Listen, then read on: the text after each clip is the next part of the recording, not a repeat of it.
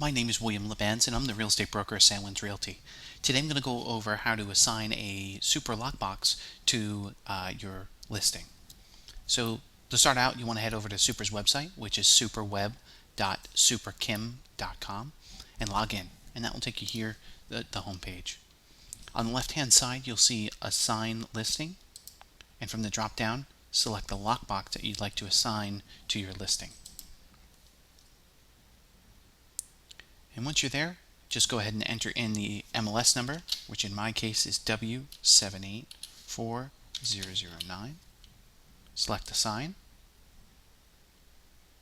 and that's it. Your listing is now assigned to your lockbox. If you'd like to go ahead and add in some additional information, say the address or a photo or anything else like that, this would be the location to do it.